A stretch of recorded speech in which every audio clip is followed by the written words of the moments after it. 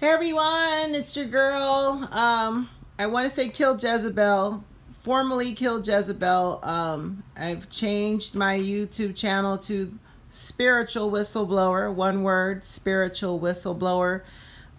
Like I said, I did this for branding purposes because I'm about to take my business name to the next level. So it's just very important to be unified in my marketing and business strategies. So again, I will always be Kill Jezebel. I am all for destroying the Jezebel spirit. I'm still here fighting a good fight with all you guys. I just changed my YouTube channel name to Spiritual Whistleblower, one word, okay? Again, tomorrow tomorrow, Sunday, January 19th at 7 p.m. Eastern Standard Time, I will be on here with Love and Hip Hop's Chrissy Monroe. Those of you that watch Love and Hip Hop New York, Chrissy is a very special friend of mine, and we're going to be having a seafood mukbang, and we're going to be talking about narcissistic abuse and taking your questions on here live tomorrow, so you don't want to miss that. Anyway, let's get into the topic because I'm back on YouTube and I'm ready to get some more of these discussions out here on narcissistic abuse. And I want to share some of my experiences. I've dealt with a few narcs last year and I haven't really talked about it. But this video, I want to talk about sex. I have a video out about the male narcissist being on the down low, but I want to get into sexual positions. And in this video, I'm speaking from a female perspective. If you have a really aggressive narc on your hands, a male narcissist, then, let's compare notes. Because I have heard from many other women several comparisons, and it's like textbook, like we're all sleeping with the same man. But in this video, I want to talk about sexual positions and STDs. I have received STDs from a male narcissist before, and I have literally been raped raped by a male narcissist. And there's some things that opened my eyes that would make me believe that he also sleeps with men. Okay, so first of all, I want to get into sexual positions. If you're dealing with a very promiscuous male narcissist, there are some things that he could possibly do. If he hasn't done these things to you, then be very glad. But for the most part, my experiences and from many other people I have spoken to, many women, we've all had, like I said, similar stories. One, I will say, is anal sex. Now, I'm not knocking anyone that enjoys anal sex. Sex is what you make it with, who you make it with, what you're into and what you like. The next man or woman may not be into it, and that's okay. We all have, our fetishes and things that we're into. But what I noticed with an aggressive, promiscuous male narcissist, they have this thing for anal sex. I'm not into anal sex. I've tried it. It's too painful or what have you. But again, we know that narcissists, they are sadistic. And sadistic meaning they get off on causing you pain. And, ladies and gentlemen, this is not just emotional pain. We're talking about sex here. They get off on hurting you sexually, okay? Remember, you're not sleeping with someone who has a nurturing emotional connection. They can pretend to have a soulmate connection and it will feel that way, but you're actually sleeping with a robot. You're sleeping with a demon a demonic entity inside of human flesh. You're not even having sex with someone that's human. They're not human. They're not human at all. They're empty. Okay, so what I've noticed is that the male narcissists, when they are promiscuous and they have a high sex drive and they are sex addicts, they have a thing for anal sex. The last relationship I was in, he was forceful with the anal sex. Like, he would bring me to tears and I would fight him off of me. And there was times where he actually ripped me, my rectum.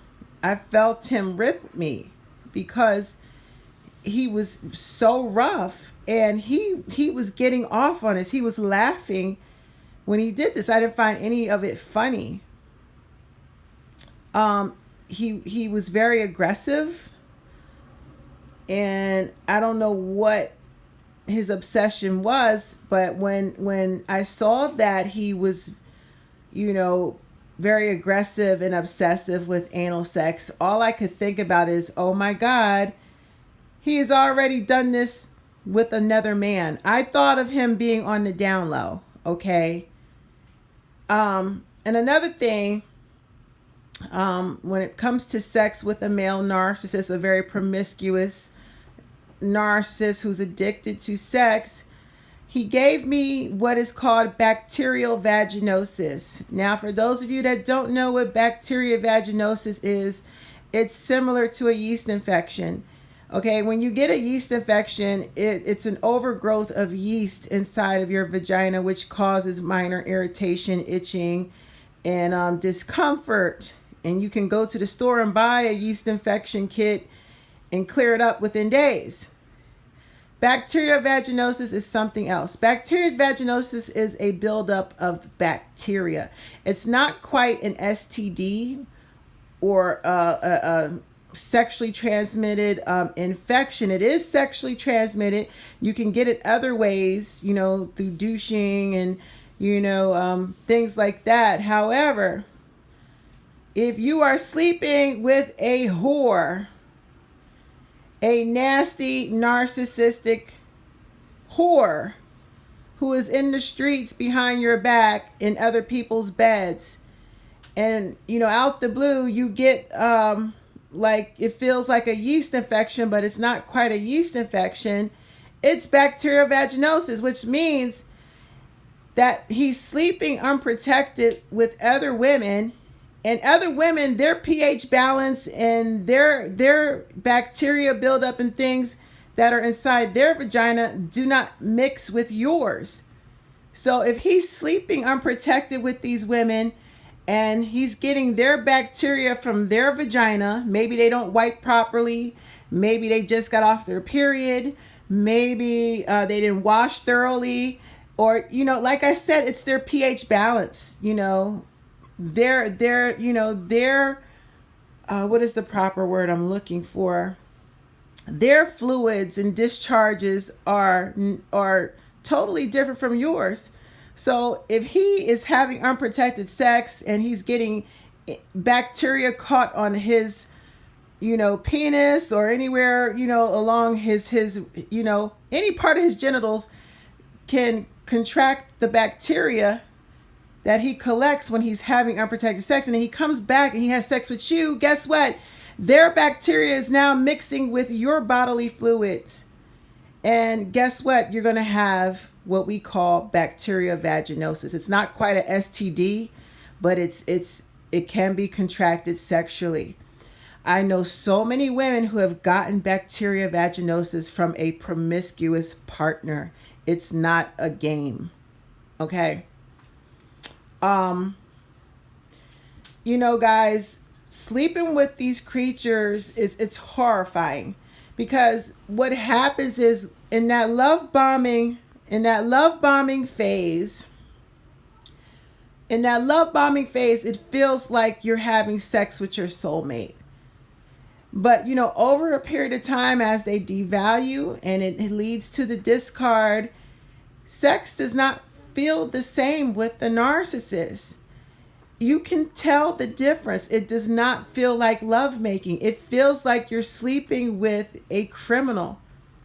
It even came to rape. My ex used to, you know, physically assault me, strangle me, beat, kick, everything. And you know what would happen after he got through beating me and silencing me? He'd make me get in the shower, and then he would force himself on me. That is rape. Again, they are sadistic. They change over a period of time. They go from making love, they simulate love making to make you feel like you're on cloud nine. But over the course of that devaluation leading to the discard, the sex changes, the feeling. You're sleeping with a fucking robot, a sadistic rapist, if you will. You're sleeping with someone who will have sex with another man behind your back. You're sleeping with someone who will contract STDs behind your back and bring it home to you. And then they will lie and blame you for cheating and accuse you of getting the STD from somebody. Knowing all along, they're the ones out in the streets cheating. They're just projecting their guilt onto you. Sex with a narcissist is dangerous. If you are able to get away, get yourself checked out thoroughly. Don't be afraid to report sexual assault to the police. If you can report it as soon as possible, the better. And they can do a rape kit and you can have that individual locked up. I regret not reporting it. I was too fearful, but you know, he would be sitting in prison right now had I reported him, because he not only did he rip my rectum, he ripped my vagina. He was very rough sexually too. He gave me bacterial vaginosis. He raped me. It's just sickening when I look back at it. And it's like, there's no way that these narcs are actually making love to us. It might feel like they're making love, but it's not real love. Okay? It's not, none of it is real. So, you know, when it comes to having sex with these types of individuals, you are actually playing with fire. It's a life or death situation.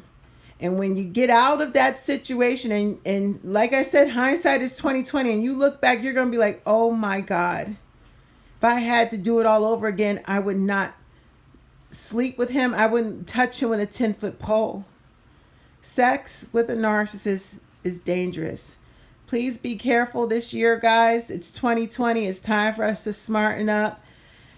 We're learning these tactics. We're learning, to value ourselves before getting involved with these creatures. They are dangerous on every level. Mentally, spiritually, financially, sexually, you name it. They will destroy you across the board, even in the bedroom.